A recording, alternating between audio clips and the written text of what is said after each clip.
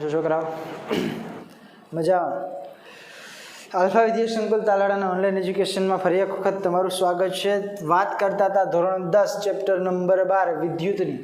છેલ્લે વાત કરી હતી એ તો કે શ્રેણી જોડાણની વાત કરતા હતા કે શ્રેણી જોડાણમાં વિદ્યુત પ્રવાહ છે એ તો અચળ રહે છે, મતલબ એના મૂલ્યમાં કોઈ જાતનો ફેરફાર થતો નથી. વિદ્યુત સ્થિતિમાનનો તફાવત છે એ તો કે જો અવરોધનું મૂલ્ય અલગ અલગ હશે તો એ અવરોધનું વિદ્યુત સ્થિતિમાન અલગ અલગ હોઈ શકે, પણ વિદ્યુત સ્થિતિમાન દરેક બિંદુના વિદ્યુત સ્થિતિમાનનો તફાવતનો સરવાળો તો કે કેના જેટલો હશે તો કે વોલ્ટેજ જેટલો હશે. બરાબર. છેલ્લે તો કે છેલ્લે શ્રેણી જોડાણ માટે આની વાત કરી હતી. હવે તો કે હવે સમતુલ્ય અવરોધ મેળવવાની વાત આવે. શ્રેણી જોડાણ માટે સમતુલ્ય અવરોધ એટલે ટૂંકમાં કેવું હોય તો કે બધા અવરોધોનો સરવાળો. શ્રેણી જોડાણમાં જોડાયેલા બધા અવરોધોનો સરવાળો એટલે શું થાય તો કે સમતુલ્ય અવરોધ. બરાબર છે. એને મેળવવાનું છે આપણે. તો પહેલા વાત કરીએ સમતુલ્ય અથવા તો શ્રેણી જોડાણ માટે. શ્રેણી જોડાણ માટે સમતુલ્ય અવરોધ. આ પ્રશ્ન બીજી રીતના પૂછવો હોય તો એમ પૂછે કે અવરોધનું શ્રેણી જોડાણ સમજાવી તેના સમતુલ્ય અવરોધનું સૂત્ર તારવું. રેડી? આખો પ્રશ્ન તો કે એક સાથે સમજાવે. તો પહેલાં આપણે ખબર છે કે શ્રેણી જોડાણ એટલે શું, તો પહેલાં લખશું એ તો કે શ્રેણી જોડાણની વ્યાખ્યા લખશું. શ્રેણી જોડાણની વ્યાખ્યા શું હતી તો કે બે કે તેથી વધુ અવરોધો ક્રમશઃ એક બીજાના છેડા સાથે જોડાયેલા હોય. ડાયરેક્ટ ટૂંકમાં લખી નાખીએ, બીજાના છેડા સાથે જોડાયેલા હોય તેવા પ્રકારના અવરોધોના જોડાણને શ્રેણી જોડાણ કહે છે. રેડી? શું હશે તો કે છેડાઓ એકબીજા સાથે જોડાયેલા છે. કઈ રીતના તો કે આ રીતના. આ આપણો તો કે આ એક અવરોધ, આ તો કે બીજો અવરોધ, આ તો કે ત્રીજો અવરોધ. બરાબર છે. એક અવરોધના છેડા સાથે બીજો અવરોધ જોડાયેલો છે. એની સાથે તો વિદ્યુત ઉદ્ગમ અહીંયા હું રાખી દઉં, કળ રાખી દઉં. રેડી? આ તો કે ધન છેડો, આ છે તો કે ઋણ છેડો. અલગ અલગ વિદ્યુત કોષોના તો કે સંયુક્ત જોડાણ પણ તમે રાખી શકો. ક્લિયર? ઓકે. પહેલા અવરોધને હું નામ આપી દઉં R1, બીજાને નામ આપી દઉં R2, ત્રીજાને નામ આપી દઉં R3. વિદ્યુત પ્રવાહ આ બાજુ વહે છે. બરાબર?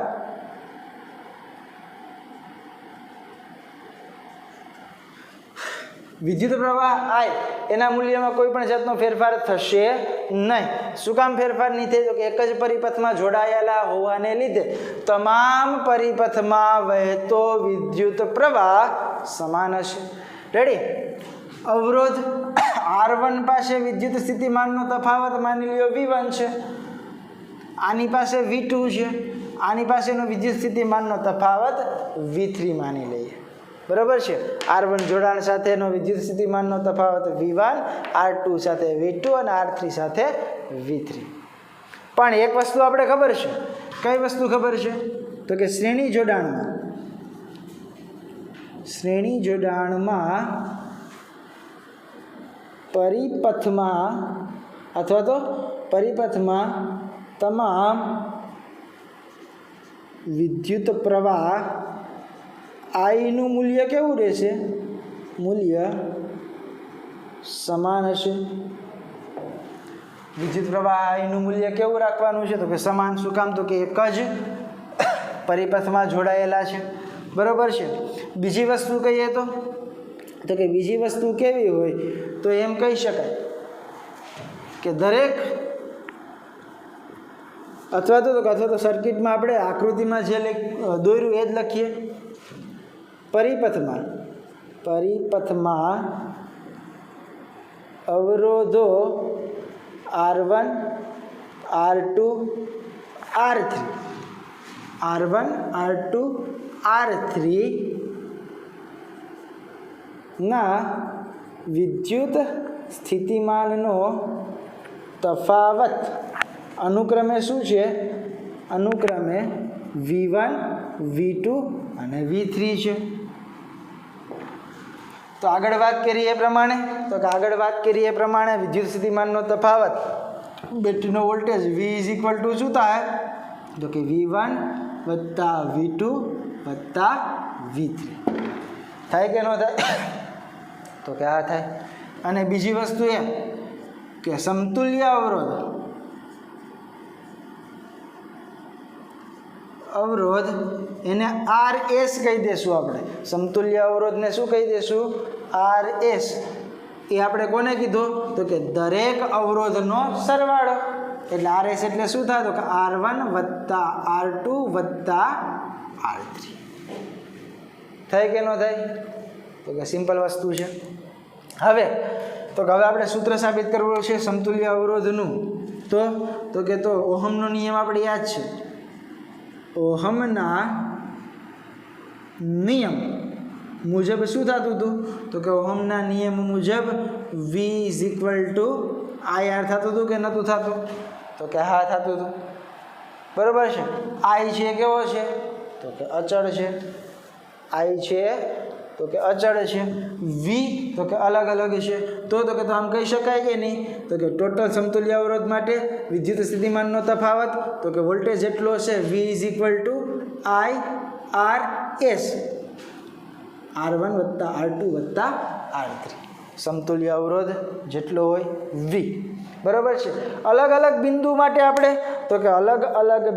માટે આપણે સાબિત કરવું હોય તો આપણે આ સમતુલ્ય અવરોધ RS તો આપણે ગણી લીધો કે R1 R2 R3, પણ તો આની મતલબ તો કે વિદ્યુત સ્થિતિમાનનો તફાવત V અહીંયા લખ્યો છે તો કે એ ટોટલ તફાવત છે એ કેના જેટલો હશે તો કે આના સરવાળા જેટલો હશે V1 V2 અને V3. તો આમ પણ હું લખી શકું કે ન લખી શકું કે IRS બરાબર તો કે Vની જગ્યાએ આપણે લખી શકીએ V1 V2 V3 લખી શકીએ કે નહીં તો કે આ V1 વત્તા V2 વત્તા V3, બરાબર. હવે દરેક બિંદુ પાસેનો વિદ્યુત સ્થિતિમાનનો તફાવત અથવા તો દરેક અવરોધ પાસે વિદ્યુત સ્થિતિમાનનો તફાવત લેવો હોય તો આમ કહી શકાય કે ન કહી શકાય? આ સૂત્ર આપણે ખબર છે કે V IRS છે વિદ્યુત સમતુલ્ય અવરોધ. તો એક બિંદુ માટે V1 હું કહી દઉં પહેલા માટે તો એના માટે શું થાય તો કે I. એના માટે અવરોધ આપણે કયો લેવું તો કે R1 લેશું. બીજા બિંદુ માટે કેવું હોય તો અવરોધનું મૂલ્ય શું થાય R2 થાય. ત્રીજા માટે કેવું હોય તો અવરોધનું મૂલ્ય શું થાય તો કે R3 થાય કે ન થાય? V1માં તો કે IR1 V2માં તો કે IR2 V3માં તો કે IR3. તો હવે આ તમને સૂત્ર દેખાય છે કયું તો કે આ IRS બરાબર V1 વત્તા V2 વત્તા V3 V1 V2 V3 એની જગ્યાએ આપણે શું અહીંયા સાબિત કર્યું IR1 તો V1ની જગ્યાએ IR1 મૂકી દઈએ વત્તા V2ની જગ્યાએ તો કે IR2 મૂકી દઈએ V3ની જગ્યાએ તો કે IR3 મૂકી દઈએ, બરાબર. હવે પછીનું સ્ટેપ તો કે આમ કરી નાખાય. તમને તો ડાયરેક્ટ કટ કરીને આપ્યું એની જગ્યાએ હું એક સ્ટેપ વધારું બધામાંથી I કોમન કાઢો એટલે શું વધ્યું R1 વત્તા R2 વત્તા R3 I ગયા વધ્યું હું તો કે સમતુલ્ય અવરોધ RS બરાબર R1 વત્તા R2 વત્તા R3. રેડી? આ આગળ મેં વાત કરી હતી, ક્યાં કરી હતી તો કે જો અહીંયા કરી હતી કે સમતુલ્ય અવરોધ આપણે આવો મળશે, બરાબર. મેળો કે નહીં?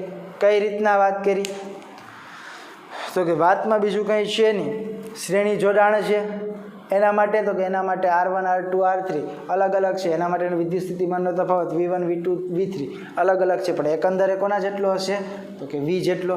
એ જ આપણે કીધું અહીંયા કે V = V1 + V2 + V3 બરાબર. પછી તો કે V = IR, આપણે સમતુલ્ય અવરોધ મેળવવાનો છે અને IRS કીધું. IRS ને સૂત્રનો કરતા બનાવો. V ની જગ્યાએ શું મૂક્યું? V1 + V2 + V3. હવે તો કે હવે દરેક એક અવરોધ વચ્ચે એટલે આ થાય આ બે બિંદુ વચ્ચેનો વિદ્યુત સ્થિતિમાન, આ બે બિંદુ વચ્ચેનો અને આ બે બિંદુ વચ્ચેનો વિદ્યુત સ્થિતિમાન, એટલે તો કે આ એના માટેનો અવરોધ R1. I તો કે કોમન જ છે, સમાન જ છે, બધામાંથી વિદ્યુત પ્રવાહ તો કે I જેટલો જ વહે છે. તો V1 માટે I R1, V2 માટે I R2 અને V3 માટે તો કે I R3 બરાબર. પછી તો કે પછી અહીંયા આ સૂત્ર આપણે લખ્યું હતું એ પ્રમાણે IRS બરાબર V1 ની જગ્યાએ શું મૂકી દીધું? IR1, V2 ની જગ્યાએ IR2, V3 ની જગ્યાએ IR3 બરાબર છે. મૂકી દીધા પછી તો કે I ને કોમન કાઢ્યા પછી તો કે આ બાજુ I કેન્સલ આઉટ, તો મેળવ્યું એ સમતુલ્ય અવરોધ RS નું સૂત્ર મેળવ્યું.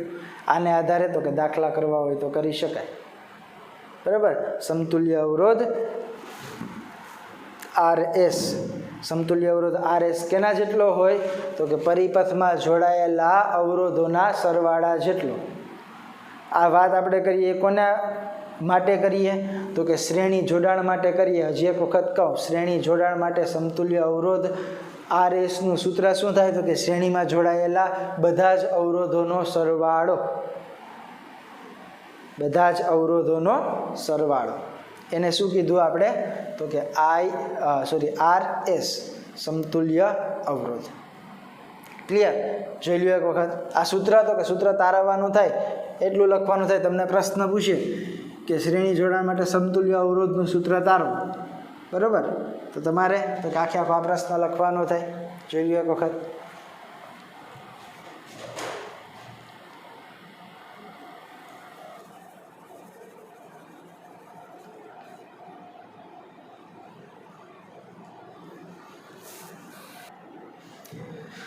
રેડી? તો આ વાત થઈ તો કે શ્રેણી જોડાણ માટે સમતુલ્ય અવરોધની વાત થઈ. જો બીજી વસ્તુ એક હું એ કહી દઉં કે સમતુલ્ય અવરોધ RS છે ને, સમતુલ્ય અવરોધ RS એ તો કે એ જોડાણમાં RS નું મૂલ્ય સૌથી મોટું હોય.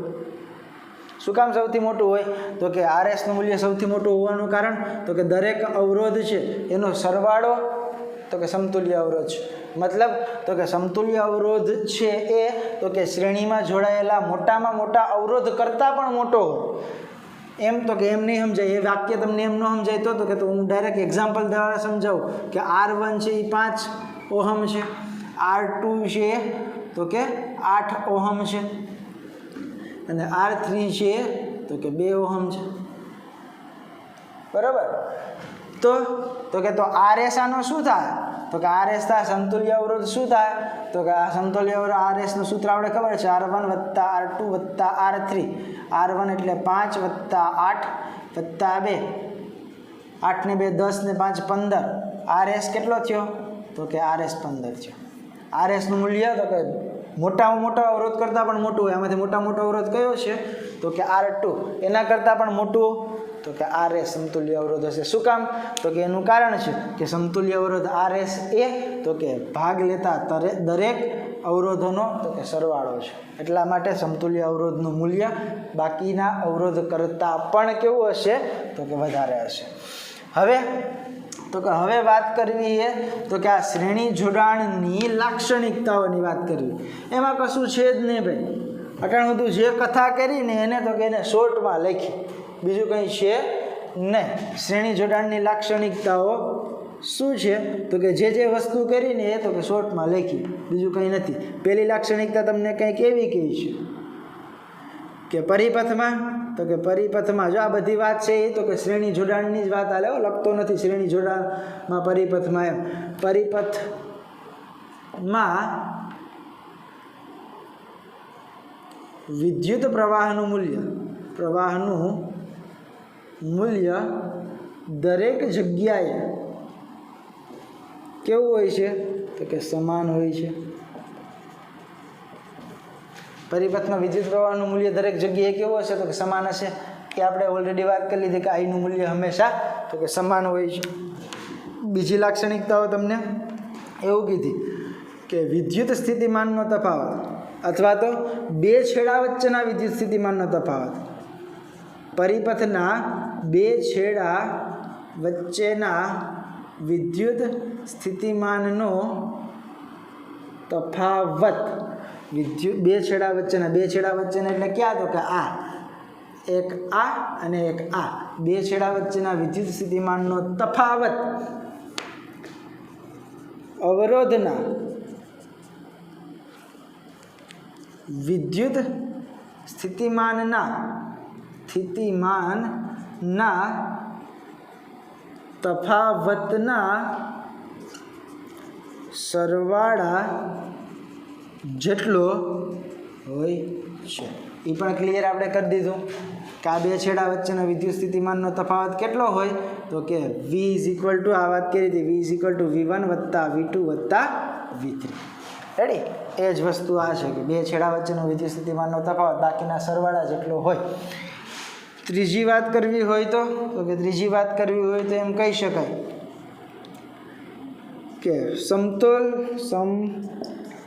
સમતોલ્ય અવરોધનું મૂલ્ય પરિપથમાં જોડાયેલા તમામ અવરોધ કરતાં મોટું હોય છે. તમને એવું આપ્યું કે સમતોલ્ય અવરોધ છે એ તો કે એ પરિપથમાં જોડાયેલા અવરોધોનો સરવાળો છે. એટલા માટે તમને એક વાક્ય એવું આપ્યું કે પરિપથમાં જોડાયેલા મોટામાં મોટા અવરોધ કરતાં પણ સમતોલ્ય અવરોધનું મૂલ્ય વધારે હોય છે. હોય જ. શું કામ તો કે સમતોલ્ય અવરોધ એટલે તો કે દરેક અવરોધનો સરવાળો. એટલા માટે એમ કહી શકાય કે મોટામાં મોટા અવરોધ કરતાં પણ એનું મૂલ્ય કેવું હોય છે? મોટું હોય છે. ક્લિયર? ચોથી વાત કહીએ તો કે દરેક અવરોધ વચ્ચેનો વિદ્યુત સ્થિતિમાનનો તફાવત જે તે બિંદુ વચ્ચેના તફાવતના સમપ્રમાણમાં હોય છે.